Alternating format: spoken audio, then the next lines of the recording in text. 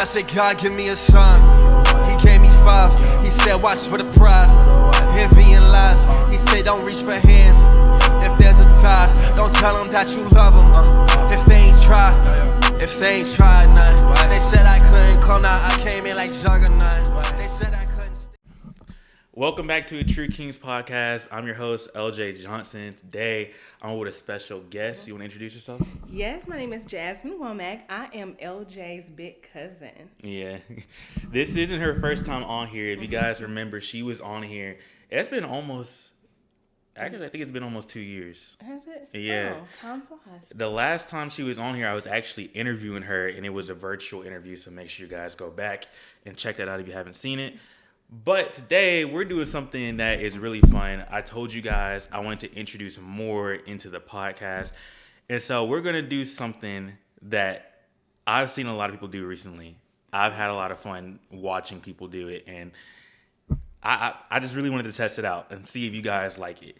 So we're going to be reading Reddit stories today. This is going to be something completely different, something I wanted to implement since on here we talk about life topics. And so, without further ado, are you ready? I'm ready. Are you ready? Yeah, I'm very much ready. I've been excited for this episode. Okay, so I got about 7 stories. Like I said, I don't know if I'm going to read them all. Okay. It just depends on how long this takes. But this first topic comes from the subreddit Am I Wrong? Okay. It's from the user SheepyK357. Okay. So this is titled, it's 1 day old, it's titled, Am I Wrong for Being Upset About My Christmas Present? So here's the story. For context, I, 18-year-old female, have been asking for a digital camera for 3 years. And 2 years ago, my sister, 16 female, asked for a digital camera and got one literally that Christmas. Now my sister and I are pretty close. We love each other and do things together all the time. But my parents kind of obviously favor her. I don't really understand why, because she has some anger issues and gets mad at them and says really harsh things and makes the atmosphere really awkward most of the time. Like, my parents cling to her whenever she is in a good mood and ignore me. Like, this person says like a lot. I just realized that. Like, literally ignore me when I'm talking just to be with her. Then come back to me when she's mad. They don't take me seriously when I'm upset about it because I can't stay mad for very long.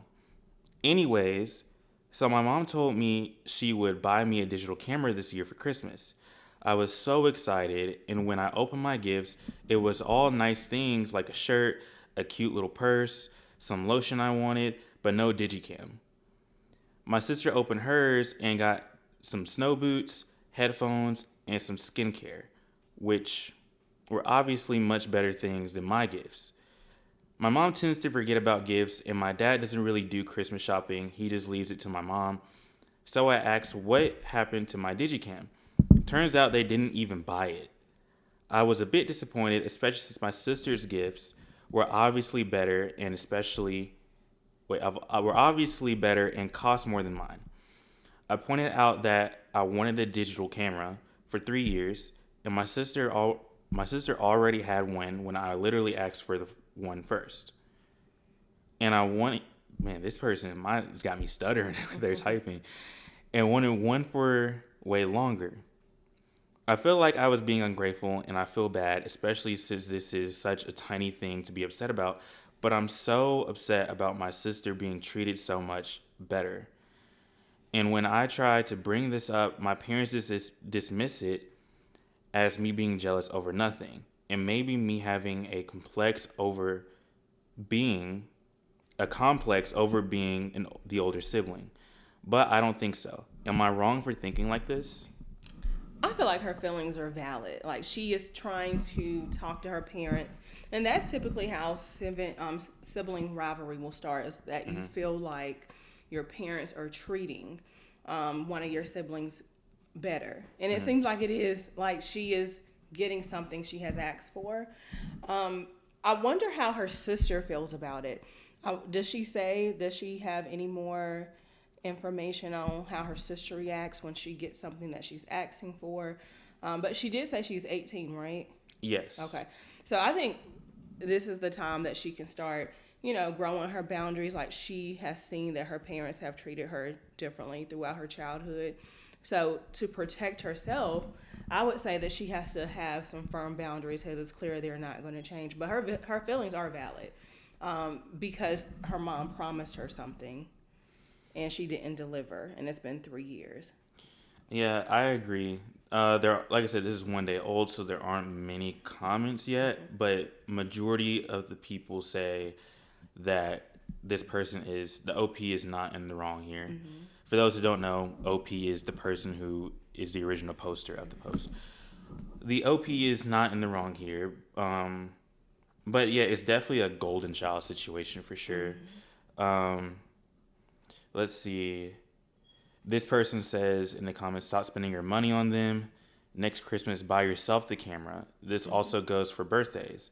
If you feel you must give them something to go to Dollar Tree, don't spend more than $10. I don't know if I say Well, wouldn't buy them anything, but because I they would are say, buying her things, just not things that she's asking for. yeah. So, but I think in this family situation, she's learning that if she wants something, she's going to have to buy it herself. Or I don't know if she has other relatives that she's close with.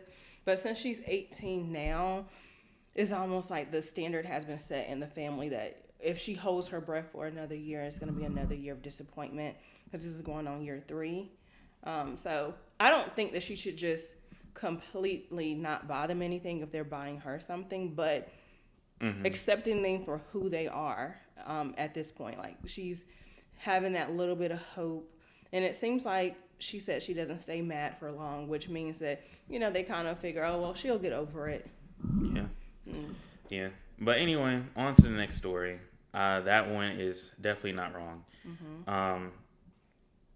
This one is kind of long, but there's also an update with it. Okay. And so it kind of blew my mind, and some people were kind of confused.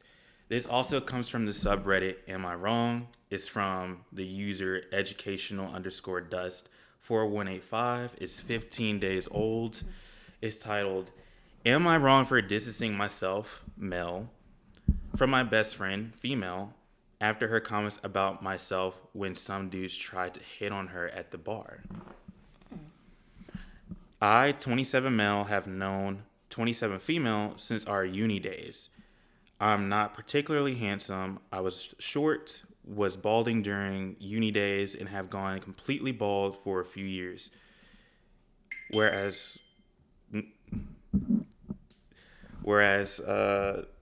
she is conventionally attractive.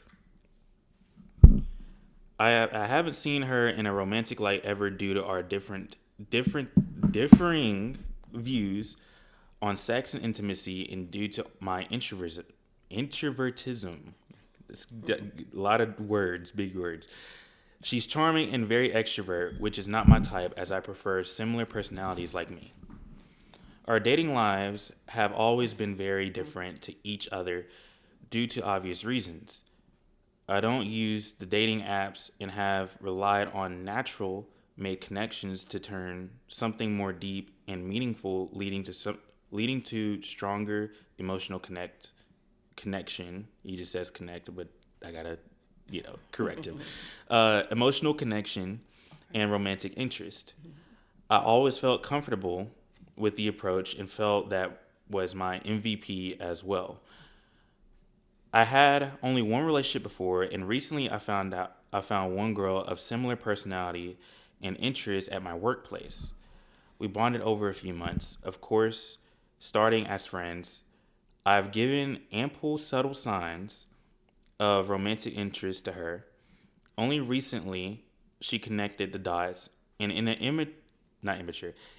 mature way, let me know I wasn't her type, more so due to my looks, which is fair. I wasn't so bummed about it. I accepted that and we moved on. Over the weekend, I met my best friend to catch up as we work in different cities now. I had already told her that I liked someone at work, but didn't tell her the recent update yet. I thought I could give that while that while we met in person. At the bar, we were drinking a bit and were slowly catching up, discussing other topics first. I didn't want to start a discussion with an update about my romantic interest. Some dudes, while passing by, tried to flirt with her, in quote or in parentheses. I'm already used to these sort of attention. I'm already used to the sort of attention that she gets. So I was shaking my head a little, waiting for her to finish. One of the dudes asked her whether we both were dating. To that, she responded with her exact words, "No, we aren't. I won't date someone like him. We are just friends." I know we had a bit of alcohol in our systems, but that remark hurt me a bit. She could have told them something else so easily, but I felt awkward at that point. I went silent. I went silent afterwards. I didn't ask my friends. I didn't ask my best friend more details about why she had used that remark. After a few minutes, I told her I wanted to go home since I was feeling a bit nauseous from drinking. A lie, but I didn't want to continue from there. She wanted to come to my place with me but to catch up more, but I declined politely. I didn't want to use the incident to reevaluate my whole relationship with her, but I felt bad that she needed to bring me down in order to say she's available to those dudes at the bar and that she put some strangers' feelings ahead of mine. This was the first time it had happened publicly, so I wanted to take a bit more space to not sour our friendship. She's staying in the same city for a whole week, and she's contacting me here and there to make more plans before she goes back to her city. I'm being distant to process this. Am I wrong for doing this?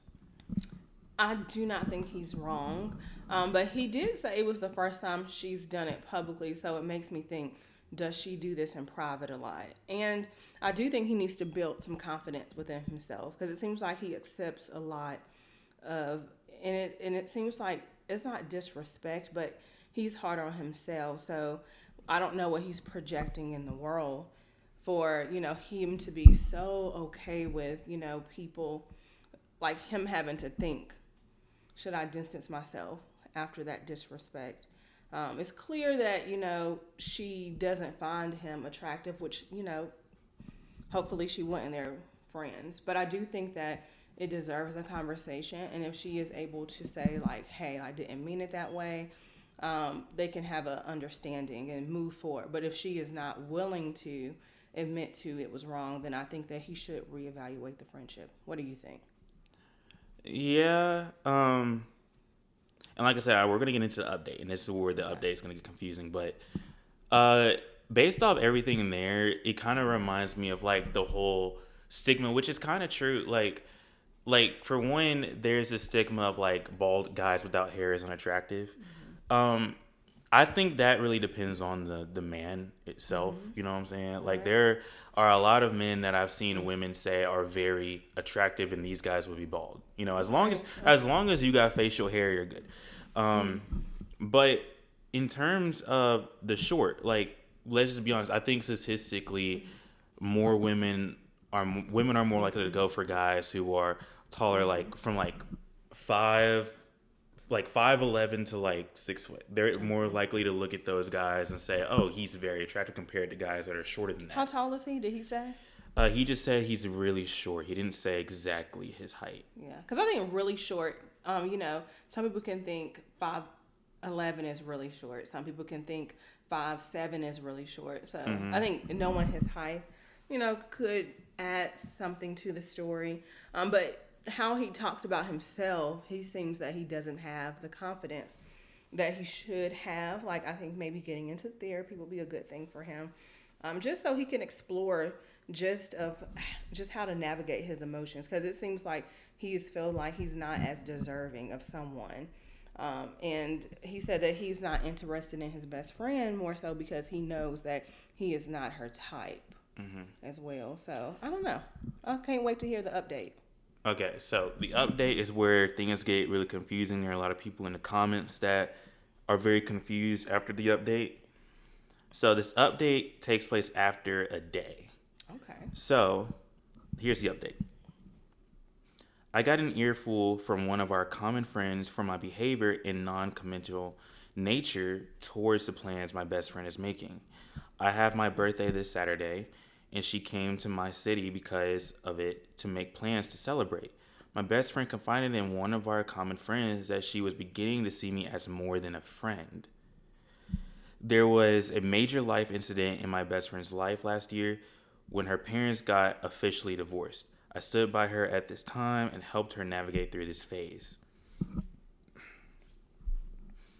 As as per common as per the common friend, she decided to move cities earlier this year, so as not to make things uncomfortable between us. I'm going to meet this common friend later today. I have okayed the plans by getting in touch with my best friend for the time being. I have I have a lot to unravel. How to navigate this situation if anyone is going through or has already gone through such circumstances, please DM me or reply here for your views. It would help me a lot. Thank you.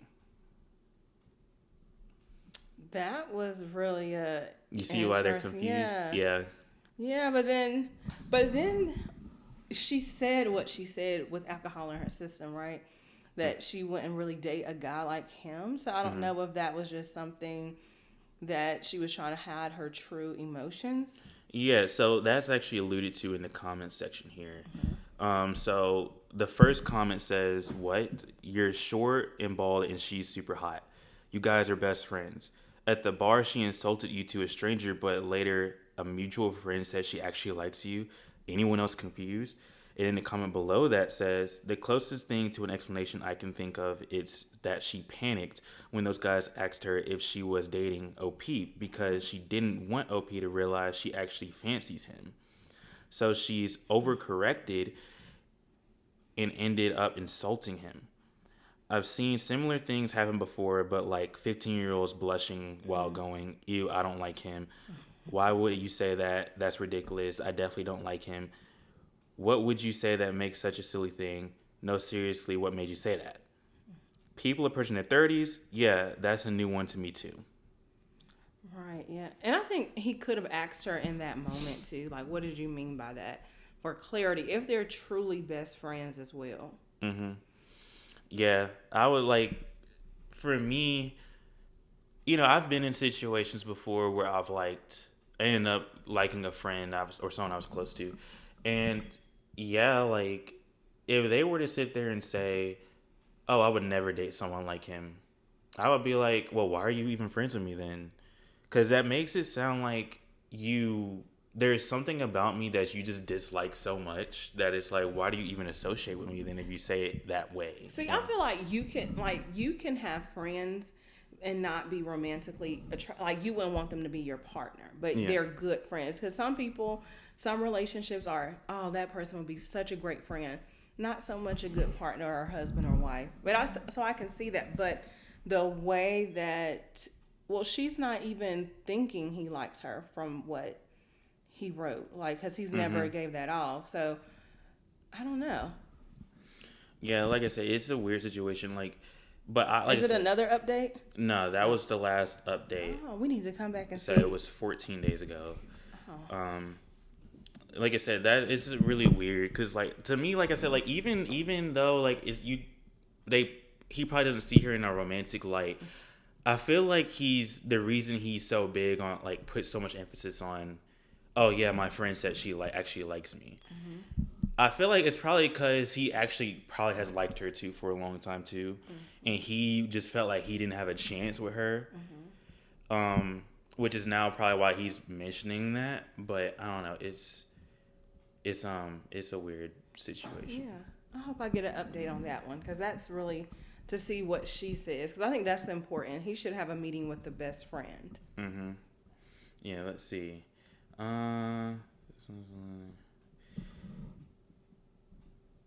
Where's okay? Wait. Trying to figure out which one I want to read. Okay, I want to save that one for last. Okay, this one also comes from the subreddit. Am I wrong? It's from Butterfly Babes 04. It's 13 days old. Okay. So my guess is this person was born in 2004. I was born in 2003. This person's a year younger than me. So, I 20. Well, did I say the title? No. The title is Moving On. Okay. Okay. Oh, that should be good. Or Move On with a question mark. Okay. Question mark. I, 24 female, was in a relationship with a guy, 21 male. Let's call him Sean, for 4 months. But we moved really quick, and he was the first guy that I was intimate with. My relationship before Sean lasted 4 years, but at the time I was still in middle school / high school. We got together when I was 13 and he was 12.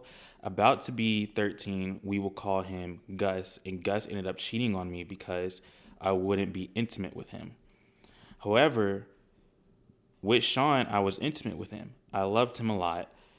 But he didn't seem to care about me the way I cared about him the second he had something to be upset about. He got upset about it and used that as the drive to break up with me.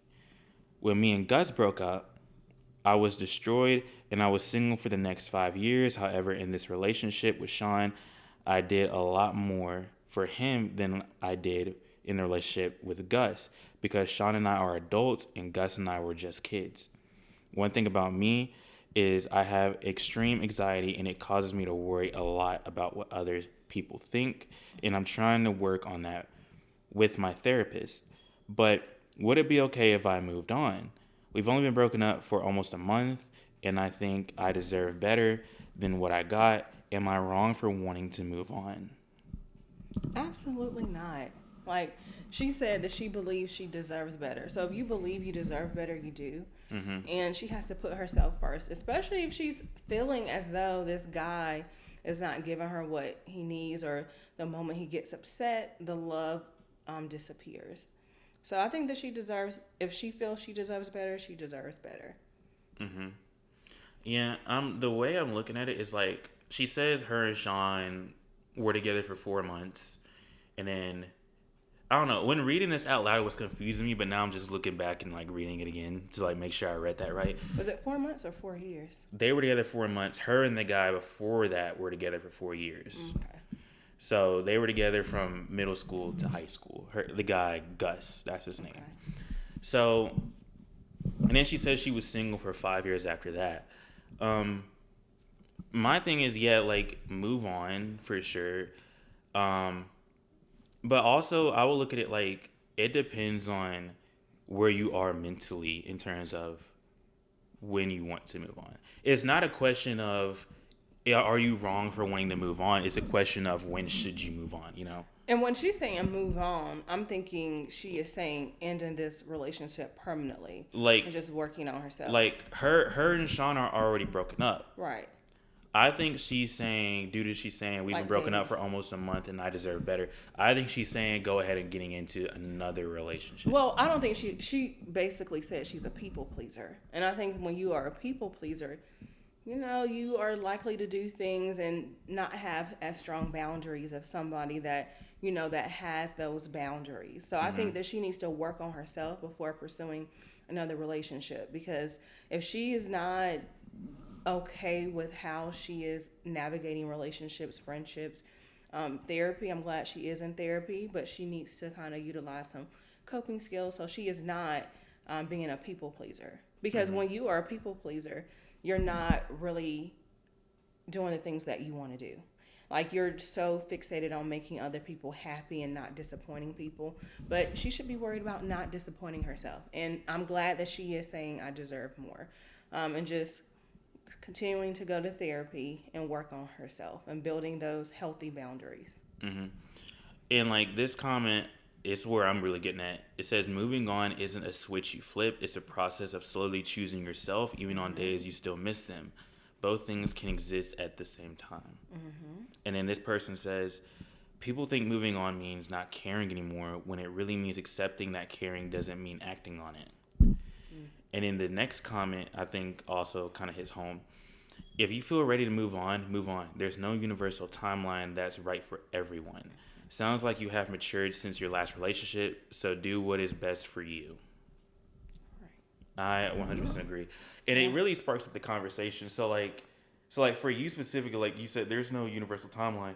But like for you specifically, like when you go through a relationship, even if it is short, like for you, how much time do you personally take for yourself? I think it just depends on, but 4 months is not a long time though to be like. I guess she was in love with him.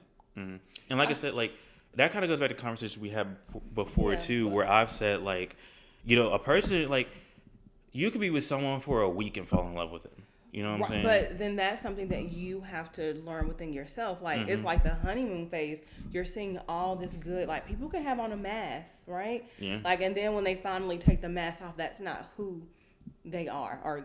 And I think that so a week is not a lot. Like a week is what can you know about a person in a week that you really feel like you know them 100%.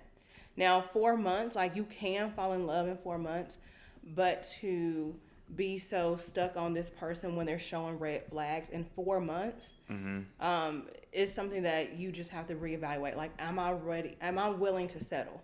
Am I willing to sacrifice my happiness? Because it's not like y'all are married. Now, if they were married, that would be something different. But they're not legally married. And they don't have any kids together and she's not pregnant from anything that we've heard in the No. Yeah. Nah, this is the only post OP has made. Let's go to her account real quick. Gonna go to OP's account. Yeah, this is the only post she's made. She also posted it on Two Hot Takes. Shout out Two Hot Takes. That's another podcast I watch. Oh, okay. That does Reddit stories. So, Okay. but I hope yeah. she does an update to let us know. Yeah. Honestly, I don't think this one really needs an update. Like what she decides. Like what did she decide to do? I think the only choice to make here is to move on. Because she says she's wrong. Is she wrong for wanting to move on? So she's already decided she wants to move on. Yeah, but if she decided to go back, we need to know that. We need to know, like, I decided I took him back. I'm going to be with Sean again. I'm going to try it again. Yeah. But I definitely believe, and this one like sparks up a conversation. So I've actually tried to date someone before who like wouldn't move on from their ex, right? And like I think everyone has been in that point in time where like they went through a breakup with someone they thought they were in love with, and it took them a long time to move on. For me, like in my personal head, I'm like in my head personally, I think after not even 2 years, like actually yeah, after 2 years, move on with your life. You know what I'm saying? Like sit there, like yeah, like if you got to take 2 years to mourn, like not even that. Like, if it's been over a year and a half in general, like, understand, like, okay, you've had the time to heal, you've grown. If you want to stay single, but It depends on how that person hurts you, too. So, when you look at the loss of a relationship, if you were in a 5-year relationship or marriage, losing that relationship is grief. Yeah. Like, your grieving process. And, when you grieve something, it may be... You may be okay today or the next month, and then it comes back.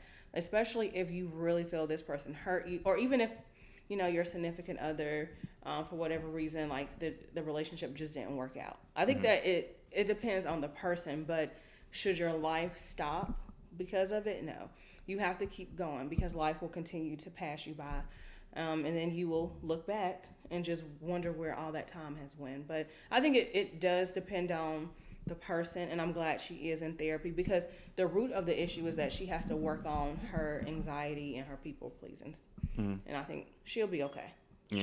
I'm rooting for her. What was her name? Yeah, whatever. it's just OP. Yeah, the OP. I'm rooting Butterfly for her. babes. Butterfly babes. I'm rooting for you.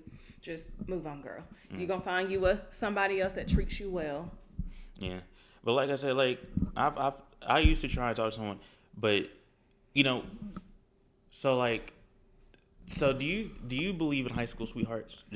Well, it just depends. So, and this is, I think that high school sweethearts, it depends on the people. I think that a lot of times, and it just depends on, like, if you're staying in your same small town, the chances of, it's a different dynamics versus if y'all go to different sides of the country when you graduate high school. Now, some people have been with their high school sweethearts and it does work, but I think it's not, it's basically a case by case. But a lot of times when people go off to college, you're learning, like you're growing. You're not the same person you were when you were 12 or 13. Mm-hmm. And like I'll tell you this, like to me, like it could just be because I'm 22, but I have yet to see High School Sweethearts last. That's me personally. And I hate the fact that I just said that. I already know, but I have yet to see that. And so, and like anytime they get close, there's always end up breaking up or getting divorced sometime down the road. And so, like to me, I don't believe in High School Sweethearts. I don't, because high school is such a different world than what the real world is. Like when you graduate, and so like to me, But it just depends on how those two individuals continue to navigate life, though. Like, I think that sometimes, and it depends on, like I said, the people. Like, you have some people that like, that is my soulmate. I'm going to be with them for forever. And, they go through obstacles. It doesn't mean their relationship is perfect, but I don't think it's impossible. Because it does happen that people are high school sweethearts, but then it also happens that people break up. mm-hmm. But we won't ever know. But if you go into it like when you're going off to college or things like that, like you do have to you do have to be realistic of your expectation, but also not just saying, oh well, it's never going to work. But if you already are putting that in your mind that it's not going to work, it probably won't work. Mm-hmm. Yeah, but high school love, like I would say. Again, if it's not your husband, like, not going to college because your high school boyfriend is not going to college, that is not the way to live life either. You need to live your life to the fullest Mm-hmm. for the man and the female. Like, not hold back on your career just to stay in a relationship. Because if it's meant to be, it'll be. But it's not like LJ, like, oh, it's never going to work, it's going to fail. I mean, you have to be optimistic. I mean, because it does work sometimes. Yeah. All right, so we're gonna go ahead and move on. Okay. So this one is coming from the subreddit r/relationships. Okay. It is 5 years old. So yeah, pretty So vintage. hopefully they have some good updates. Yeah. Okay. Well, there actually isn't an update because it's actually a question someone asked. Oh. Yeah. Okay. So the user actually deleted their profile, so I don't know who posted this, but Okay. the subreddit saved it. People who got back with someone after he/she had other partners, how could you do it? Or how could you do it? Disclaimer, I'm not looking for an advice. I'm not looking in that situation. It's just a genuine question. And this seems like the best place to ask in order to get a lot of responses. I'm curious, how can anyone, get back with their ex, I dislike this word, knowing that they got involved physically, kisses, sex, etc., and even emotionally with this person skipped a lot of words. I'm sorry, y'all. Like, it's just hard. It's sometimes kind of hard to read this stuff out loud because they don't talk the way you talk sometimes, So, where was I? And even emotionally involved with another partner or multiple ones. Even if you also had other partners, perhaps. And to be noted, I'm not talking about cheating necessarily, but on the contrary about relationships that ended and one of them came back after some time. Something like this. For the record, I am jealous and a pretty insecure guy, therefore possessive in some ways. I'm not ashamed with this, but I am also aware it is not healthy. While these characteristics of mine influence me regarding this topic, they are 100% not the only things that make me feel this way. Even when I feel strong and confident, I still feel the same. Always had, and I can't see this changing in this regard. Also, I strongly feel like I would betray myself. Maybe it sounds weird to some. If I would ever be with someone, even after they kiss another person, meanwhile, just think about it. Theoretically. Wait, but didn't he say that he has done the same thing? No, he's saying if like even if you did the same thing. Right. Yeah. You know what I'm saying? So he's Yeah. not saying he and himself. He's saying if you did, like even if you had moved on, would you? How take did he him back? describe himself though? He said he was insecure, and what else? He said, "I'm a pretty jealous and pretty insecure guy, therefore passive in some or possessive in some ways." Yeah, I think the red flag is the person that's wanting to go back to him. But go ahead with the story. Okay. And where was? Okay, just think about it. Theoretically, the other person kissed or had sex with him, most probably, then enjoyed it. Maybe they even had feelings and said that they loved him, and so on. How could you ever find that special magic feeling near that ex ever again? Knowing they experienced very similar feelings with this other person. Doesn't it break all the charm, all the passion, I have no clue. Genie Sas Quo. It's spelled. I'm gonna let you read that word. Oh, I don't even know what that is. Yeah, I don't know. Yeah. How do you ever bring that back into your relationship? For me, it would be impossible. So if there's anyone who fits what I asked and is nice enough to answer, please explain how did you manage to do it and maybe provide the context as it may matter to a lot. I'm genuinely curious. It's a topic that's been on my mind from time to time, and I want to find other opinions too. Yeah, but he just said that he was a jealous, insecure person. So I don't think it's much help for him as far as taking somebody back and it wasn't cheating.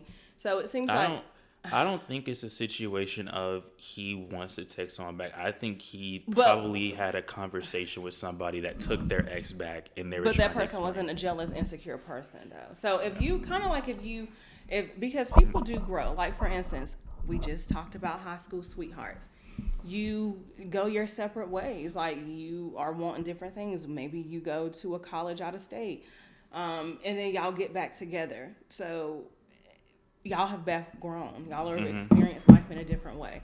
If you feel like you wouldn't want to experience life with that person because they have moved on, they went to college, then I think that's just a personality type of, that's just something that you wouldn't want to do. But some people, if if you're expecting somebody to just wait and not move on, and I'm sure just jealous, insecure, I don't think that even if the person didn't talk to anybody else, I think in his relationship is always going to be a problem if he is jealous and insecure.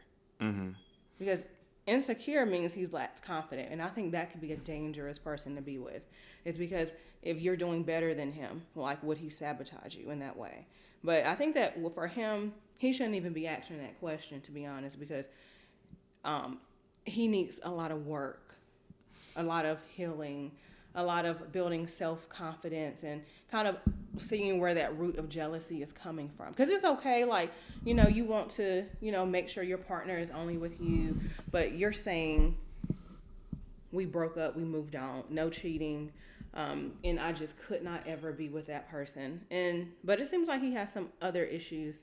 But for people that can move on and have a good relationship and maybe talk back to their exes, and if both of them have grown, I think it does take a level of maturity. Mm-hmm. I think so I have, just like this guy, like I wouldn't say I'm jealous or insecure, but I would definitely say I do have a pretty strict thought process in terms of that too. Because these are conversations that I think a lot of guys have had with each other, or not even a lot of friends in general have had with each other. Like, would you take back next or whatever? And yeah, so some of my friends and I, we've had similar conversations before, and a lot of us, I think at first, when we first broke up with those exes, it was like, yeah, we'd take them back. But then after time, when we did grow, it was like, no, I wouldn't take them back, especially after knowing they were with somebody else. Now me personally, the only time where I'm like, okay, I'd probably take an ex back is if, let's say we were dating and everything, and then let's say she gets a job opportunity or I get a job opportunity, right? We're in a relationship, right? And things are going good, but the other can't really afford to go where that person is. So it turns into long distance, and then we're like, okay, we can't handle long distance. Let's end this, right? It's a mutual thing, and it's respectful. It's not like a mutual thing where, oh, we're fighting and we're arguing and we're not getting what we want. No, like, you both got what you want from the relationship. But if that person dated somebody where they... Yeah, and like, so like me personally, that wouldn't really upset me because Okay. I know like the breakup was something that was truly unavoidable, because of this certain circumstance that happened. Now, if it's a mutual breakup to where like it's avoidable, but it's a lot of What would be avoidable to you? like, let's say, for example, I'm gonna use this because I've been through it, right? Let's say we're in a relationship and uh, I'm trying to make the effort to see you, but you're not making the effort to see me, right? And you say you had these reasons, but your reasonings aren't the best reasons. It's like you're just not being truthful about maybe you just want to end the relationship, right? To me, that's like okay, it's a mutual breakup, but I wouldn't take you back because you just showed me that you don't value me like how I value you. Right, yeah, and that's a good point. But that, I think with that situation is you know that person is not giving you what you need, and you ended it for a reason, right? You felt like y'all were not compatible, right? So coming back 3 months later, the person probably still is incompatible. So and that point I get, but I think that what his question posed is just how do you, and I think it's just if the person is meant to be with you, they'll be with you. But as far as just like the insecurity part, it seems like he just once a person is with him, they cannot be with anybody else, and he probably is a jealous person. But for him, like he just needs to stick with what he knows, like just have his boundaries and say, hey, that's just something that I can't do. I can't take somebody back once they've been in another relationship. And the same could go with, the person that he's dating. Yeah, and like I said, like I also have another boundary for me, like if things are going good and like it seems like things are going great. There hasn't been any arguments, anything like that. It just seems like we're just having a great time with each other. And then there's a random moment where you're like, I'm not feeling no more. I think we should break up, right? And then you get with another person. To me, that's also like I would never take you back either, because to me, like if you just randomly break up with me, I most likely still care about you. Maybe potentially still I'm in love with you. And like even when we're broken up, I'm most likely still gonna be in love with you. And now I'm watching you get with another person, even though you're technically not cheating on me.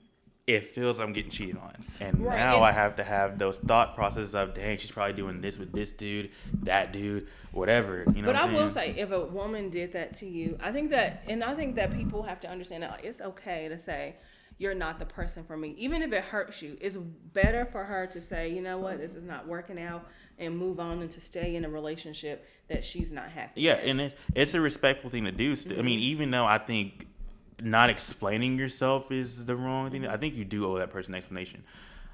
But regardless of the explanation, I think if it's like a random thing, like a random, like there was no signs whatsoever, and I try to treat you the best way I could, and you're just like to me that's like. But I think that you should understand that you can treat people the best you can, but it's not. They feel like they deserve better. Even your best is not enough, and that's okay, because it is going to be somebody that your best is just everything they need. So, and I think just take this as, you have to take it as a learning lesson that you're not going to be for everyone, that even if you feel like you're the best fit for. And when someone tells you like, hey, you're not for me, or not giving you what you need, it can be a blessing in disguise, even if it hurts at that moment. So this next one actually it came 2 days ago. It's from r/breakups, right?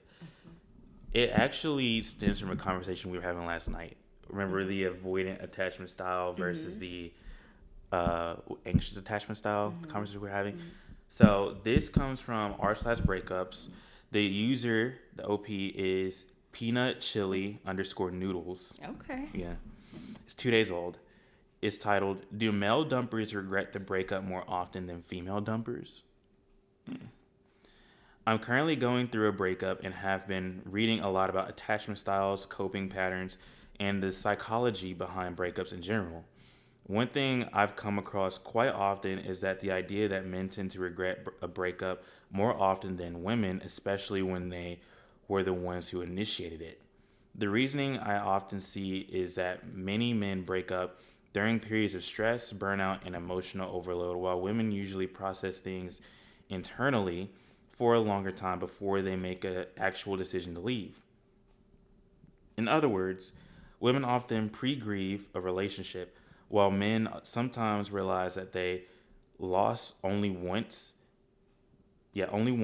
they have distance and quiet. I can imagine that men also think about their decision for a long time, but women often seem to process and question it even longer before they actually end things. That theory kind of fascinates me and maybe also comforts me a bit, but I love to hear from people who have experienced this themselves.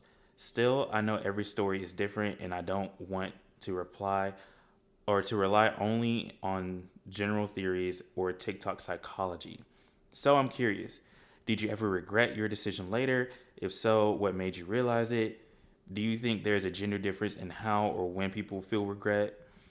I'm not looking for scientific proof, just genuine experiences and thoughts. And please don't be too hard with your answers. Thank you. The OP was a female. I think so. Yeah, I think that, I mean, I really feel like it's not really gender based, it's more so how that person navigates relationships. Yeah, and just because a lot of times, like women, when they separate themselves, is because they're like, okay, well, I gave it my all. I really don't want to be with this person. But then sometimes, with guys, they don't see it going anywhere as well. So I think that I don't know. Like I don't know if people will say they regret unless they know that the person that they broke up with is somebody that it may be they broke up with them because they were not attracted to them. And then like they embodied everything. You know how when they say like women like men of a certain height, or maybe the woman was not like physically attractive to the man, but she had everything the man could desire in a wife. I think those are the types when people kind of regret the breakup. It's like, oh, they weren't attracted to him, but they kind of felt like that was a good relationship. What do you think? I think it definitely varies on the person. Yeah. Because I could sit there and tell you I've been broken up with, and I've now officially can say I've also been the one initiating the breakup, or even though it was a mutual agreement.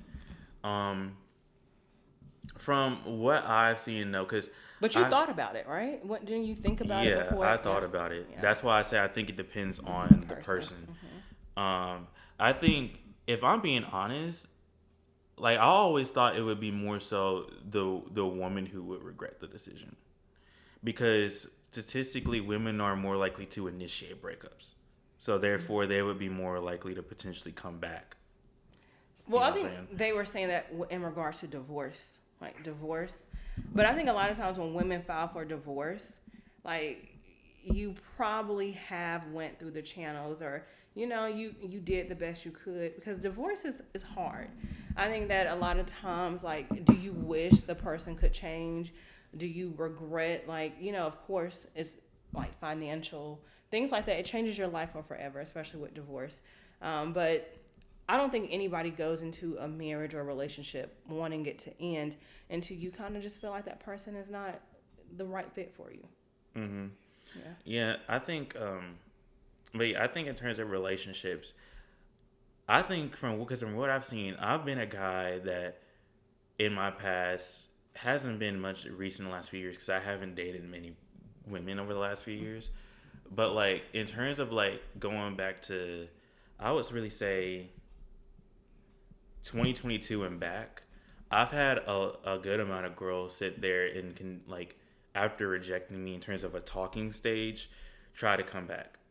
after that talking stage. And what did you say? I always turn them down because it's like normally they will always choose some other dude that was like, or even if their talking stage, if the talking stage failed and they turned down another dude, they didn't really come back. Because it's something I've also learned from talking to different people who have seen their exes come back or like caught their exes stalking their page or whatever. Is there are a lot of times where like the ex specifically won't contact you, or the woman or the man that chose someone else over you won't contact you. Instead, they'll feel this regret, but they'll sit there and they'll have people stalk you. They'll stalk you themselves, watch your page and all this other stuff. To where sometimes you won't even know they're watching you until like they make a move. Because there are a lot of times where people have tried to spin the block, but then realize it probably wasn't the best thing to do. Right. You know what I'm saying? And so, but it seems like in that situation, you were saying is that you don't want to be like their backup option, which is understandable. And like I tell you, the only time where I'd be like, oh, like if a woman came back is if like she was, like I said, one, like we discussed earlier, if like it turned into a long distance relationship and couldn't control that. But if it was like let's say I approached her and like she turned me down, like the situation I was telling you about, she turned me down respectfully. It was really clear she was honest about it. And then she came back later on and was like, hey, like, I'm out of that situation now. Let's, if you're still interested, let's talk, Right. Like, that'll be the only time where I'll be okay with it. For me, it's about how truthful are you being? You know what I'm saying? Like, if I can clearly see through your lies, then it's like, okay, then I'm definitely honesty is important, though. Yeah. Like, because I think that sometimes, like, if you know the person that you're with is a liar, you're going to always question, like, are you telling the truth? So that's good that is one of your, deal breakers. Can't be a liar, which... Yeah. And, like, I'll tell you this, because you and I have discussed it before. I get why there are a lot of girls that kind of lie about why they turn down a dead guy or whatever, because there are dudes out there that don't know how to control themselves once they get rejected. But there are also a lot of girls out there, too, that don't know how to control themselves when they get rejected, too. I've heard plenty of situations like that. And like I said, like, so I get why some girls lie, because if you're just a random dude approaching her. But when I say lie, I'm talking about like in relationships more so, not like so you're talking about like when you are approaching a girl, like if she gives you like a fake phone number, like you will understand why instead of just saying not right now, because it can be. But even if she gave me a fake phone number and tried to saw me later on, I'd still be like, nah, I'm good, because you still weren't true. Like, I respect it, but you weren't truthful. Right. Yeah, and it showed that she probably wasn't interested, but didn't want to say it to you because she doesn't know you, right? It was probably a random lady girl that you were trying to talk to. So I mean but that's different though. It's not like somebody that you knew, like you went to college with her, like she saw you around, like you've had interaction, but you're talking about a random person. Like, I'm talking about like in general, like it can be someone you're in a relationship with, it could be someone you know personally, it could be someone that you see random. Like, to me, anytime that like someone tries to come back, regardless if it's male or female, I always sit there and say, like, I always sit there and wonder, why do you now regret your decision? Because if you turn me down this way or for this reason back then, what if they were not in a good place, like they were just mentally not in a good place to even date, and that's fine too, but I'm gonna definitely believe, like, if I know you, I'm going to be watching your actions after you say that. But why though? Like so, I'm gonna give you an example. Same, just like the last conversation. There was this girl I used to talk to. I used to work with her. I had this huge crush on her, and when she turned me down, she said that she just wasn't ready for a relationship. But then what she would do is she would consistently go and post on TikTok about how she is going to find somebody that's going to love her, all this other stuff and things of that nature. And I just look at her and be like, but I was right here. I keep trying to talk to you and all But that maybe stuff. she wasn't ready though at that time. And here's the crazy part is going back to the last conversation, all those posts were about her ex-boyfriend that she hadn't been with at that point for like 4 or 5 years. Which was like, it's like, okay, like you guys dated in high school. It's been years. He hurt you back in high school, but it's been years. You're in the real world now. You know what I'm saying? Like, and so that's kind of like. But I think that's easier for you because you are removed from the situation. And remember, people deal with grief in different ways. Like, yeah, and I get that. But it can be her letting that happen. Like, some people will let this ruin, like, the 10, 15 years. But one day she'll realize, like, you know what? I'm taking my power back. I'm going to, like, live my best life. Mm-hmm.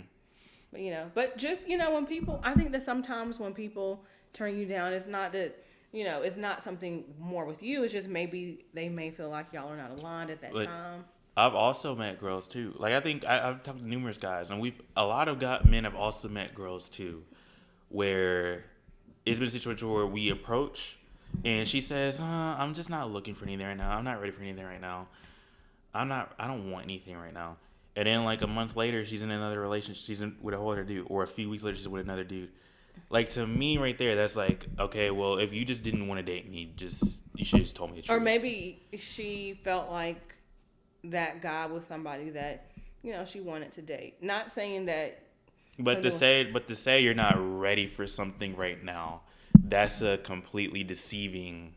But she wasn't. But a month later, maybe she was ready. A month later, I mean, yeah. I can see if she was in a relationship that very same day after she told you, but maybe things changed. Well, like I said, like a week later though, because I know guys that have seen that before, where it's like they knew a girl, they tried to approach her after finally getting the courage, and then all of a sudden she's like, "No, I'm not looking for you right now. Sorry, I'm not ready for anything. I'm still trying to heal."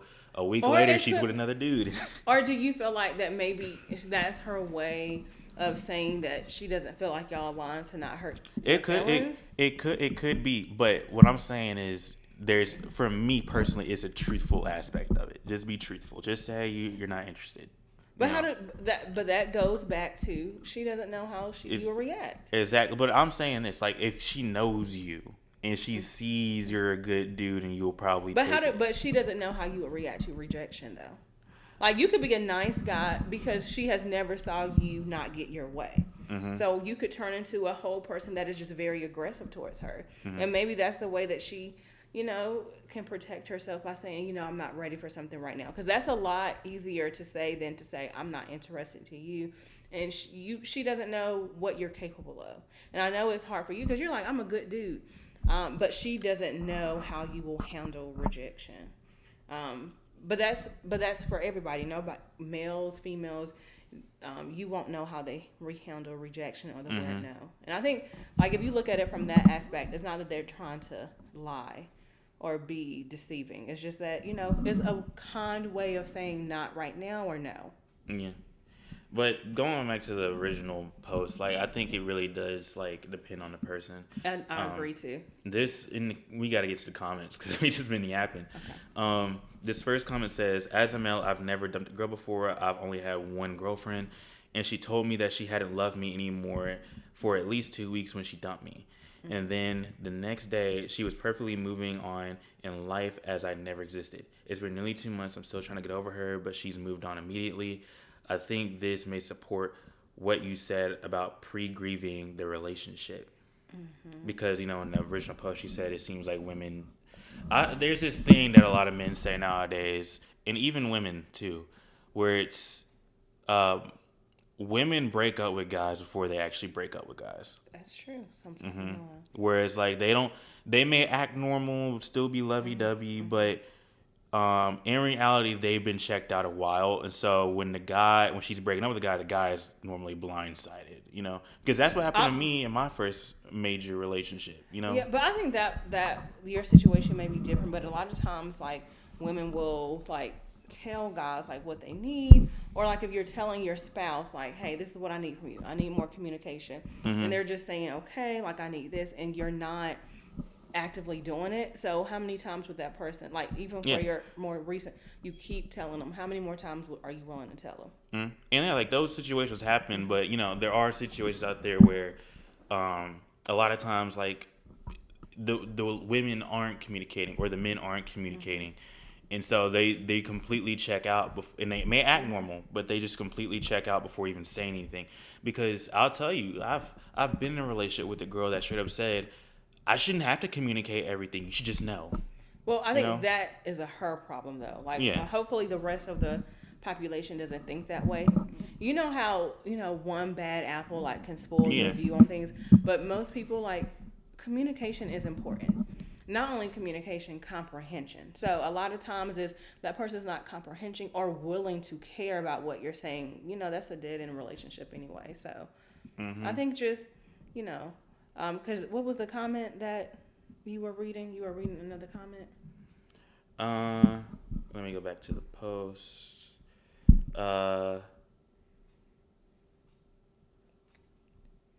Let's see. Yeah, for a lot of people in the comments are saying it really just depends on the person.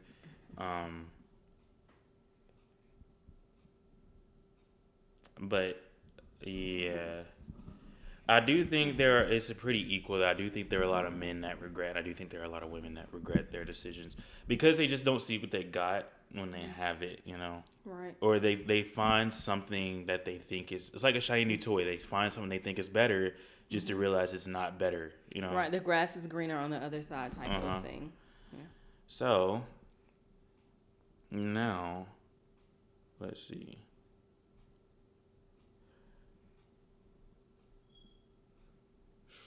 I thought about reading this one, but this one is so long. This came out. This was made 7 years ago. Ooh, it's a very I don't know.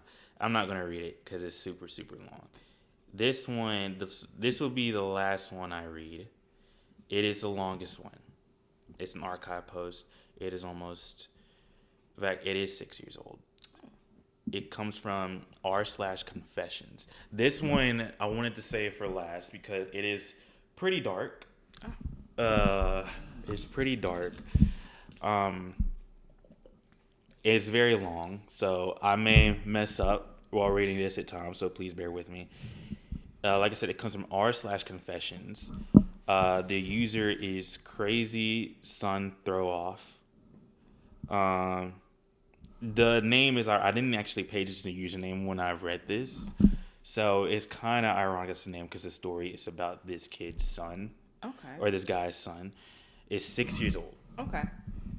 So I stood by and allowed my wife to almost kill our son. I was happy she did it. Yeah, you see why I wanted to save this for last already? Yeah. Okay, fair warning. This one is super long. Apologies for that, but this is very hard for me and I have been carrying it for a lot of years. On the advice of my therapist, I have written it all out to try to work out my feelings on it. He didn't advise me to submit it to Reddit, of course, but I have struggled with this for a long time and I need to hear other people's opinion on it. I still really have no idea how I feel about it, even after all these years, but I will submit it for judgment by the masses. I know I did wrong on some things, but probably a lot of things. I tried to do my best that I could. My son was very troubled, very troubled. If you have seen the movie We Need to Talk About Kevin, it will really help to understand what I'm talking about. Because I swear, when I watched that film, I thought I was watching a documentary of my life. I felt like the writer must have had hidden cameras in my house. That's how accurate it was. The only difference is that in the movie, the boy appears normal to the father and only reveals his true nature to the mother. With my son, he didn't have a mask. His insane behavior was the same with everyone. From the day he was born, my son just came out wrong. He was planned. My wife and I tried to get pregnant and were ecstatic when he was born.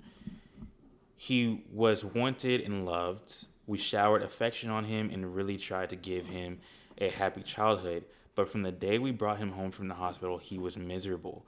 He cried for 13 months straight. I'm not exaggerating. 13 months without a break. He cried until he had no voice left and kept crying. You could see his little face scrunch up and no sound coming out. Totally hoarse. There were times he would literally be crying in his sleep. I've never seen or heard of any other kid be able to do that. We brought him to doctors, specialists, tried changing his diet, held him, rocking him, toys, swaddling, music, mobiles, everything we could think of. Nothing worked. 13 months of grading, grinding, and no sleep. Once he got over the crying stage, we thought we were out of the woods, but it quickly became clear for some unknown reason he was just angry at being alive. I never saw that kid have a genuine, joyous smile once in the time I knew him. I saw him grin a vicious, horrible grin many times, taking a perverse pleasure at causing pain or suffering or breaking a rule, but a smile from real pleasure at something nice. No, never. Not once. He had no interest in anything positive. He was fueled by hate, and everything he did was bent towards that. As soon as he could walk, his mission in life was to destroy things. He would break or try to take. He would break or try to break anything that came in his range, smash it, chew it, throw it in the toilet, whatever he could. After a while, he figured out how to get his diaper off and took pleasure in pooping and peeing anywhere he could. After a while, he figured out he could hide it and started peeing and pooping in places we wouldn't find it right away, grinding it into the carpets, making it even more of a problem to clean, and making the house stink. When he got older, ages 9 through 15, he would pee and poop in our bed until we got a lock on our door and he wasn't able to get in anymore. Then he just started taking a dump in the hallway in front of our room. The biological warfare started around 2.5 years old and he never grew out of it. I'll try to speed it up as I could literally go on for days about this stuff, but he grew older, he became more and more unmanageable. He would bite, kick, scream, scratch, and spit at anyone trying to do anything with him. He was kicked out of the house twice before he was 9, then let him back in and then kicked him out for good. He had to change schools. I said kicked out the house. I meant kicked out of school twice. That's what I meant to say. The next one put him in a special class that kept him away from other students. We had to install a door and a lock on the kitchen because he would steal knives and use them to gouge the walls, furniture, or chase people with them. When he was 10, he stabbed me pretty good in the hip and in the butt. I still have the scars. As he grew older, he grew darker. He moved into setting things on fire and torturing local animals. There was a stray dog that hung out around the park near our house. My son blinded it in one eye with a barbecue fork. He would dip the cat's tails in gasoline and light them on fire. He became a violent, stinking, vicious beast that lived in our house. We couldn't do anything with him. I will take the opportunity to preempt the tsunami of messages. Yes, we had the kid in therapy. He saw psychiatrists twice a week and had a God knows how many different medications prescribed to him over the years. Nothing worked. Therapists didn't work. Meds didn't work. Nothing worked. He was like a poison cloud of hate and fury lashing out at anything in his reach. When my son was 16, my wife and I got pregnant again. I can't tell you how different our reaction was. Instead of joy, we felt horror.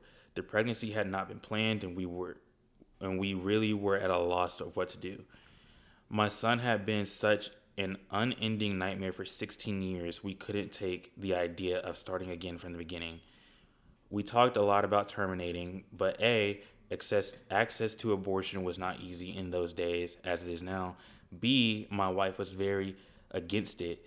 We talked about many options in the end. We decided that my wife would have the baby, and if it turned out evil, we would put it up for adoption. We knew we just couldn't give it we knew we just couldn't do it again with another child like our son. We had our daughter, she was normal. Suddenly we saw what our lives should have been the whole time. How things would have been had our son not been himself. She laughed at things, she breastfed without biting. She didn't have teeth anyway yet, but you could tell she was trying to eat, not tear her mom's breast off. After 4 months, she was sleeping through the night. She was happy. She was normal. I can't describe the relief and happiness we both felt. I don't have the words for it. This is where I believe I may have started really pulling back from my son. Up until that time, whatever mistakes I made, I had always tried to be the best for my son. I'm convinced of that. I tried to help him and love him and care for him. I really tried. But when my daughter was born, my wife and I both instinctively just turned toward her. She became our focus, not our malice. But because she was so much easier, she was so happy and sweet. Every moment we were with her was like magic. I understand this was wrong, but we honestly couldn't help it. I don't have a better explanation than that. My son hadn't given a crap about my wife being pregnant. I honestly don't know if he really understood it, but we brought our daughter home. He started acting out more. I didn't think it was possible, but he took it up another notch.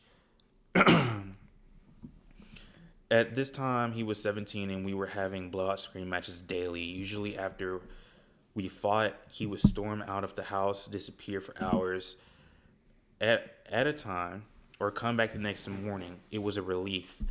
I started to actually look forward to our fights because it would get him away from us for a while. After the birth of our daughter, my relationship with my son was almost entirely gone. Our only real interactions were screaming at each other. My wife was even worse with him. She just had nothing left. By that time, if our son ever came into the same room as her, she would just stop whatever she was doing and scream at him to get out, get away from her, and to get out the room until he left. He started spending more and more time out of the house, which was a blessing for us. I have no idea what he got up to in the world, but we were just happy it wasn't being inflicted on us. As a consequence of our son's behavior, we had invested heavy locks around the house. All of the cheap, thin interior doors in our home had been replaced with thick, dense wood doors that couldn't be kicked through, equipped with keypad locks that my wife and I carried keys to. I know it sounds extreme, but locks and heavy doors were the best way we found to create safe spaces from him. And again, before I am inundated with messages, I was not locking my son in rooms like a prisoner. He had free reign of the house and could come and go as he pleased. My wife and I locked ourselves in rooms to protect ourselves from him. If anything, we were prisoners in our own home. On the day in question, I had fought with my son in the morning, and he had left the house in a rage. My wife and I were enjoying some peace and quiet in the kitchen while our daughter napped in the bedroom, and then my daughter began crying.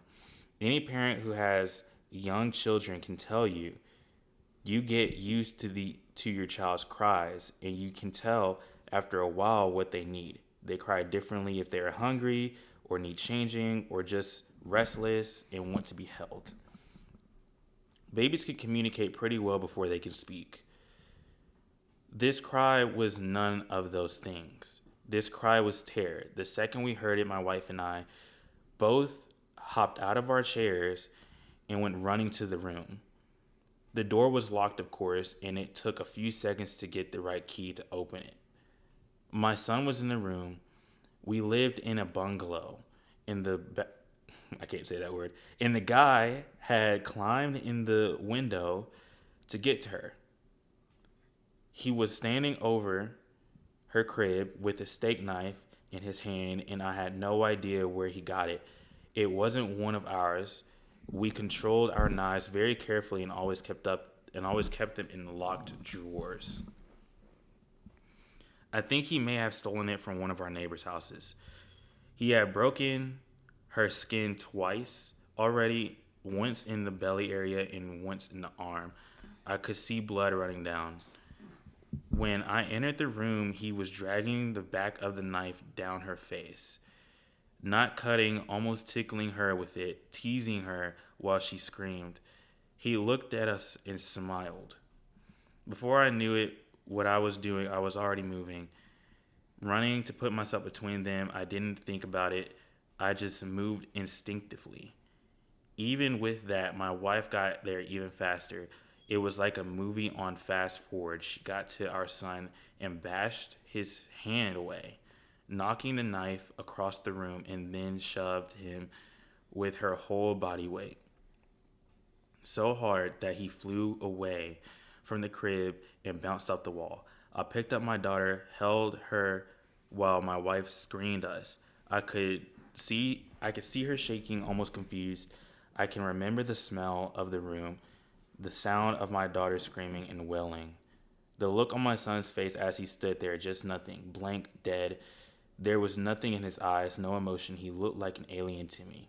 I watched my wife take a step toward him. I could have reached out and stopped her, but I didn't. She stepped forward again, very close to him. I could have stopped her again, but I didn't. She waited, looking at him for maybe 3 to 5 seconds without moving. Then she punched him in the face. Now, until this point, you may have been picturing my wife as a typical woman, small frame, dainty, delicate. This is not the case. My wife does have a small frame, but dainty and delicate she is not. Never has been since I've known her. Since her early teens, my wife has been a boxer. MMA didn't exist back then, but karate and boxing were big in those days. And my wife was a very talented amateur. She was about 130 pounds. She carried a lot of muscle and she knew how to punch. I had 70 pounds on her back then.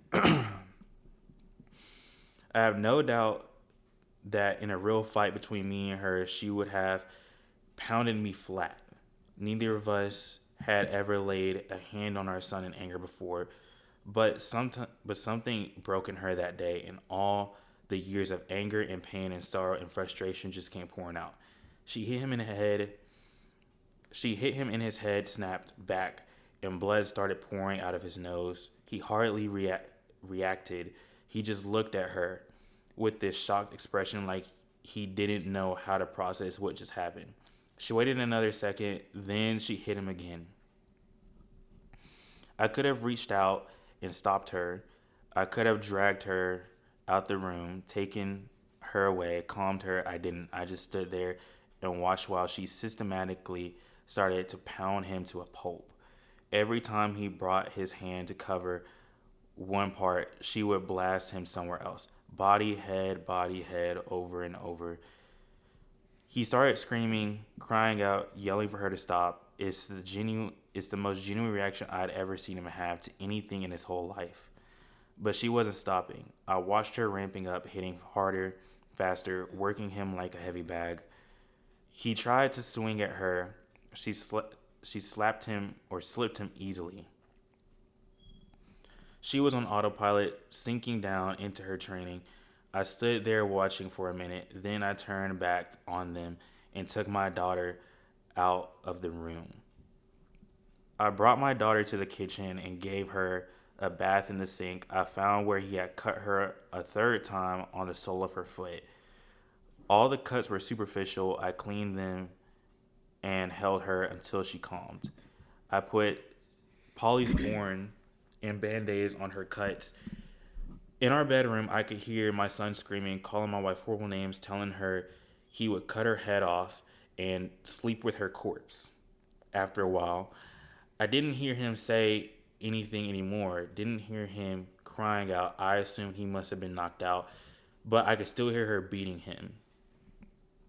Then that went on for a long time, long enough for my daughter to drift off to sleep in my arms. I just sat at the kitchen table, waiting for her to finish. Finally, she came out and sat down across from me. Her hands were swollen and red. Her face and arms were splattered with blood. Her chest was heavy. When we just stared at each other without saying anything, after a while, I asked her, "Is he dead?" And she looked back and answered, "I hope so." I nodded.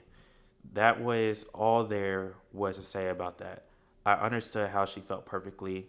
I felt the same. I didn't know what to do, so we just sat there with it silently. Eventually, my wife started crying, and I went to go take a shower. I just stayed there. I just stayed where I was holding our daughter. Or she went to go take a shower, and he stayed holding the daughter.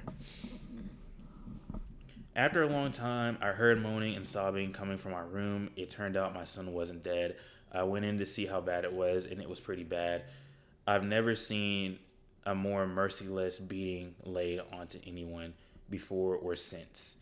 He was lying on the floor, rolling around with blood leaking out from his face, lying in a pool of vomit. His nose was squashed flat out from across his face. Both of his eyes were completely swollen shut and started to blacken already.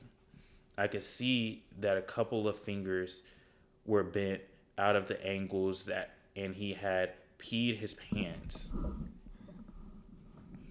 I think he must have been missing teeth, but I couldn't see any on the floor, and I couldn't see inside his mouth. His lips were all puffed up and swollen were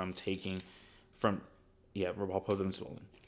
From talking to my wife about it later, I know now that she had systematically beaten every part of his body, focusing heavily on his legs. She told me she kicked him in the groin repeatedly until her legs got tired, and had kept beating his body so long that he passed out. When my wife came out of the shower, I still didn't know what to do about our son. I didn't know whether to call the police or an ambulance, take him to the hospital. I honestly didn't have any idea what to do. After a while, I realized I simply didn't care what happened to him anymore, and we decided to just let him live or die on his own. There was an in-law suite in our basement that we really had never used, and my wife, my daughter, and I just moved down there. We simply seated the top floor of the house to my son and locked everything down, separated our lives entirely. There was plenty of food in the upstairs cabinets, enough for a couple of weeks or more. He had a washroom and bedrooms to use. We had a washroom in the basement, a small kitchenette, and a separate entrance so we could just stop going upstairs. We just decided we were done with him. I figured we'd let his food run out and see what happened. Over the next week, we could hear him moving around upstairs. I think he just spent most of the time lying in bed recovering. I went to work watching on a high alert in case he attacked me in the driveway, but he never did. My wife stayed home with our daughter. She was never out of our sight. One night, we heard him going ballistic, smashing things and banging. We didn't respond. He never tried to get downstairs or get near us, though. I think he was afraid that if he got near us again, my wife would finish the job on him. After 3 weeks down in the basement, we hadn't heard anything from up above for a few days, and I ventured upstairs to the main floor of the house. The place was demolished, and there was no sign of my son. He was gone. It took months to repair the damage he had done to get the main floor back to normal. There was food and poop smeared all over the walls, broken glass on the floor, big holes in the drywall. He had ripped the place apart. He tore up the linoleum in the corner of the kitchen and emptied an entire foam fire extinguisher into the living room. I feel thankful that he didn't burn down the house with us in it. I'm honestly not sure why he didn't. The kid wasn't shy of lighting things on fire. After that, I lived in fear that every day he would come back and he would ambush us out of the blue and try to kill us. We moved about three years later, and I finally stopped being afraid that he would show up again, as now he had no idea where we were. I finally felt safe from him. All this happened a long time ago. My son was born in 1971. My daughter was born in 1988. I'm old. I'm an old man now. I'll be 70 this year, and my wife passed from cancer in 2016. My daughter is now 31. I moved in with her and her husband after my wife passed. I've got 2 granddaughters, and they are the joy of my life. I see a therapist a couple times a month to talk about all of this. I don't know where my son is. The last time I saw him was when he was lying on the floor of our bedroom, bleeding and smashed. I haven't heard from him since he left more than 30 years ago now. I don't want to. I carry a lot of guilt from that time and a lot of conflicting emotions. I didn't beat him myself, but I allowed him to be beaten, and I thought he deserved it. I was happy it happened.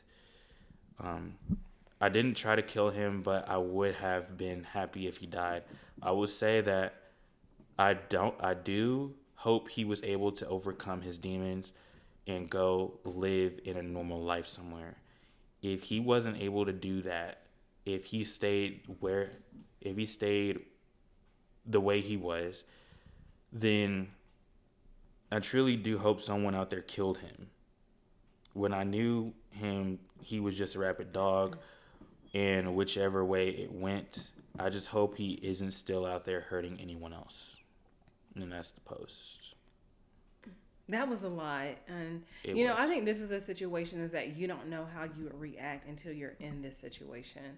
Mm-hmm. I don't know how I would feel like my child trying to hurt my other child as well. And it seems like, he was at the point that he, it was almost like he needed to be institutionalized. He sounds like a serial killer in the making. Yeah. That's when I first read the story, because I read this story like 3 weeks ago. That's how I first came across it, and I read it in the middle of the night, and it was long then too, but like I said, it sounds like a serial killer situation. Yeah, and then I always tell people when people be like, "Oh, I'm antisocial." An antisocial personality is just like that. That's the definition of not having regard for others. Not like you have anxiety, but it seems like he was going to turn it into an antisocial personality. He probably had conduct disorder when he was younger, but it seems like he is somebody that I don't know how the structure was. The dad, it seems like he did have a little bit remorse, but it was almost at his breaking point. It was almost like they were in an abusive relationship. Mm-hmm. I don't know how their parenting was. I don't know, because we don't have the son's perspective of it, but it seems like they went through a lot. Mm-hmm. And I wish the son, could give his point of view. But, trying to hurt your baby sister, that's a lot. And I wonder why they didn't call the police on that alone, him kind of stabbing It's because right after, the mom just instantly started beating him, Yeah, I mean, but that was it wasn't like she just beat him for no reason. It was... Yeah, but while that may be the case, the cops may still, like, the moment they walk in, they consider, say, yeah, he was cutting up our daughter or whatever. It's still like that's their son, and he was still a minor at that time, too. 17 though, but he's still. So yeah, he could have been institutionalized, but like at the same time, it's kind of just like back then. I'm sure they probably would have played it a bit different compared to nowadays. I think it definitely probably I don't know. It might have been more accepted of her doing that back then than what it would be now. I think now more people will be like, oh, even though he was doing that to your kid, I mean, he's still like. You know what I'm saying? I mean, she was defending her child. I think the ongoing of the beating, where she kind of would get in trouble. But like the first time, like when she was trying to just get the child away from him, And him climbing up the window, like, so he kind of had a plan. It seems like he knew. Mm-hmm. Like, and I think, like you said, he got worse when the baby came home. So it almost sounds like it's like he acknowledged that it got to the point to where even though their son was a terror, it was now pretty obvious that their baby was their favorite, you know? And, like, that's the thing, like, and he said they tried. Well, they have such a big age gap, though. Like, the baby, he said he was 17. He was 16 when the baby was born, and then he turned 17 not long after they brought the baby home. Right, yeah. So he was still having behavioral issues way before that. But I think when they just didn't feed into his intent, like, you know, they didn't really give him any attention. Mm-hmm. I'm assuming, like, that made him upset as well. Mm-hmm. But I think that, you know, you know, this situation, I do feel like, because I wasn't personally in it, like, it's so hard to see, like, what you would do if you had a child that had those behavioral issues. And, you know, you really couldn't, because it seemed like they kept him, like, they didn't put him in a group home. They didn't send him away. Nowadays, I think parents would be more likely to do that than continue to try and raise him themselves. I feel like at that point, it's like, what can you do? You know, that's kind of like the only option you got. Because, like, if you're going to therapists and stuff and they're saying, oh, yeah, there's nothing we can really do, then, like, and he's on meds too, and then it's not working, it's like, okay, we'll put him in an environment where, you know, he's around people that can relate to him. Yeah, and I wonder how he's doing, or if he is still living. Cause how old he would be in his 40s or early 50s? He would be, yeah. He's born in 71, so he'd be in his 50s. Yeah. Yeah, and like it is a crazy situation. Around that time, and if for some reason in the 20th century, there were a lot of like primal serial killers, like people that were coming up like this for some reason, and it really sparks up the question of the concept of nature versus nurture too. Because while a lot of people they're nurtured into a lot of things, there are a lot of people that when they're born they just happen to be that way. Yeah, that is possible, but then I do think a lot of childhood trauma does form people, and but then you got to ask yourself about this, like, where does that childhood trauma stems from? You know what I'm saying? Because it could be parents, it could be something that happened in the childhood, it could be like if the child was being bullied, it could be a lot of things. Yeah, and like you said, like like now that you mention that, it definitely could be a thing of like, oh, maybe his perspective is a bit different. You know, maybe like maybe his dad didn't say anything in this post that lets you know, like, hey, like, yeah, but like we were abusing him when he was a baby. That's why he called. That's why he did this stuff for 30 months straight. We abused him consistently growing up, and that's why he consistently did this stuff. But at the same time, like, I don't know, it's like we don't know, and I'm not gonna sit there and put that on him, because from what it sounds like, and he sounds very convincing, like what it sounds like, he and his wife really did try to love him, especially if the daughter turned out fine. Like, it really does sound like they tried to love him and he just wasn't receptive to it. Right, and remember, 2 children need 2 different things from the parent too. So, and I think that's also important to state, like, you know, maybe he needed something different. Maybe they're saying that he came from the hospital and they felt that he wasn't normal. But I don't know. Like, I think that, like, they said he was normal until they took him home and got in the house, because that's when all the crying started. You know, and it's weird. Like, I feel like it was me. Like, and like, even though he was a monster from what it sounds like I still kind of empathize with him. And I'm just like, I can't imagine what was going through his head when his mom literally started beating him, you know, like, because I feel like if it was one of my parents, right, like, if I did something wrong that was just like, yeah, it was really bad, but like, if I did something wrong and one of them just like started punching me and then just started beating me, I think that's different though. Like, you're saying if you did something wrong, like, this person seems to be chronically doing things, wiping his feces on the parent's bed, the wall, the urination, the breaking the things, and then on top of trying to, so just imagine, and then you were doing all that things for the last 15, 16 years, and then on top of that, you just tried to hurt and harm your little sister. You know, it's a breaking point So that's why I do empathize with the parents as well, because we don't know our breaking point and we don't know how we react in that situation, as if, this one child just caused so much pain, so much. And, typically nurturing mothers have that unconditional love for their child. For her to have that breaking point to say, and it was almost as though she was protecting the child, like she's not going to let him harm that child. And she had a lock on the door too, so they must have really been in fear, like that child could harm that baby, but he found another way to get to the baby. But I don't know, like that's a very interesting story, and I hope the dad does find peace with just. Well, he hasn't posted anything else in 6 years, so that was the only post he posted. So. Yeah, and I wonder how the daughter's perspective is. I wonder if she even knows about all this. Like, does she know she had a brother? Because I feel like in certain situations, like situations like this, the parents wouldn't even mention, like, yeah, you had a brother, and like, but we don't talk to him. We haven't seen him since you were a baby. Yeah. But I think that would be important to know, though, in case he tried to approach her one day.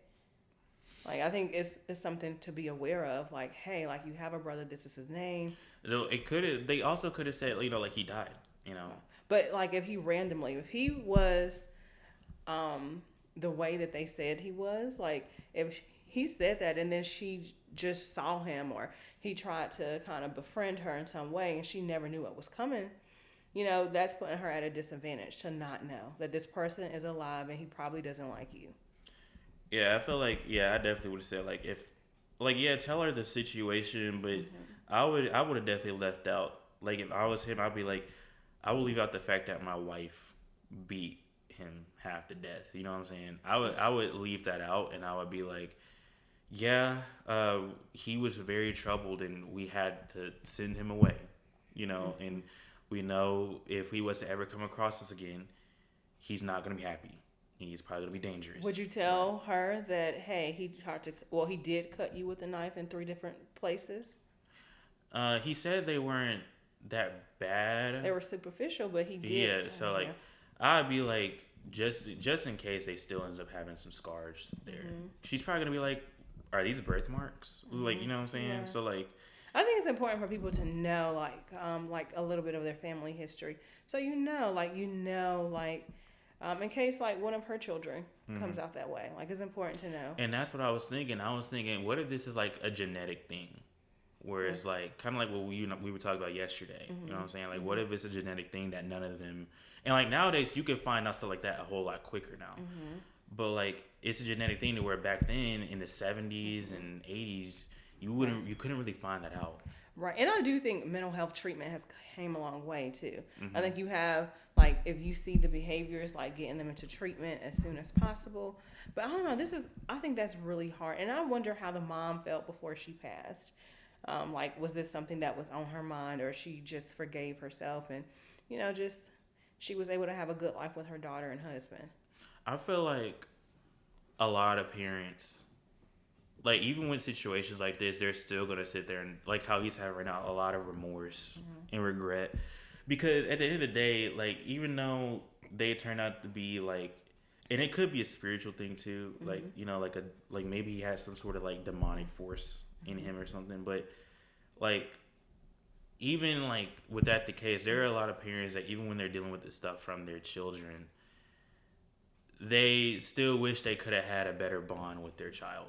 Right, yeah.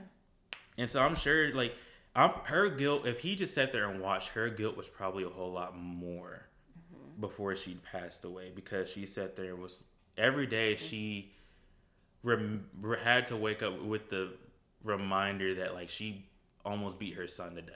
You know what I'm saying? Yeah. And yes, while it was to protect her daughter, there's still a memory that she's going to have to live with. And so, like, I know me, like, if I went through a situation like that, I would wake up every day with tremendous guilt too. Like, that was, like, at the end of the day, like, even though he was a monster, I'd be like, that was still my baby boy, my baby girl. But I think, like, but it seems like it was an abusive relationship, and that's kind of like where it kind of is a fine line. Like, it seems like they were. And it was abusive. this is why I sit there and say I don't think they were abusive. Is because he said it's like he was shocked that she hit him. No, I'm saying like they were in a like it was like the verbal abuse from their son, like the emotional abuse. They were abusive toward him. He was also physically abusive to them too. You know, Oh, because remember he said at 10 the son would start chasing things around with a knife and the son stabbed Oh him. yeah, he did say that. Yeah. So it was. I'm saying an abusive relationship.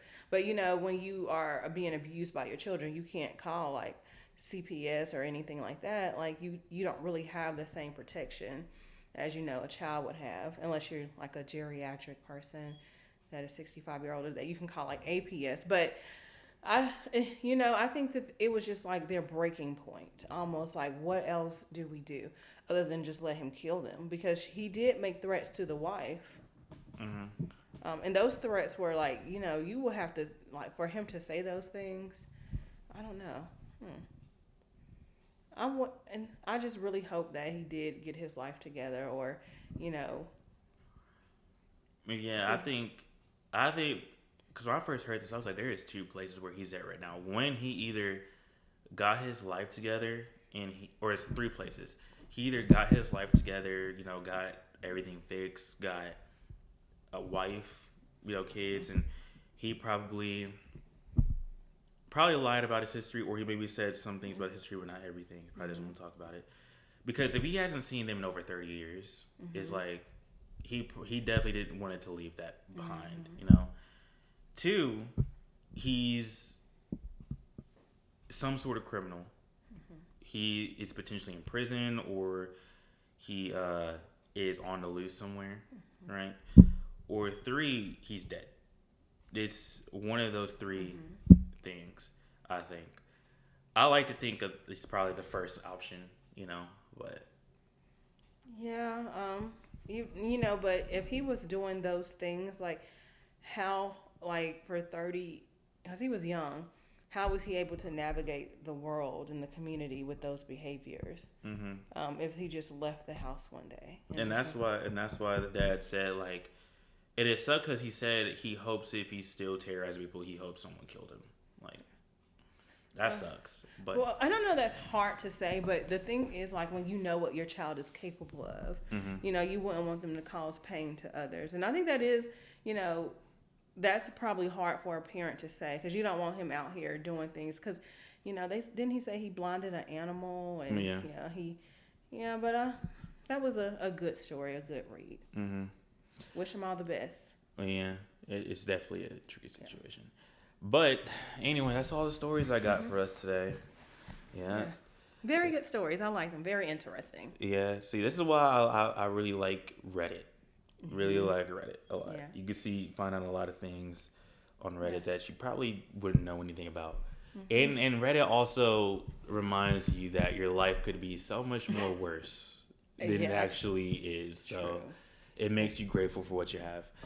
But anyway, thank you for coming on here today. Thank you for having me. I always enjoy when we have our conversations. Yeah. Yeah, but anyway, guys, make sure you want them to follow your social medias.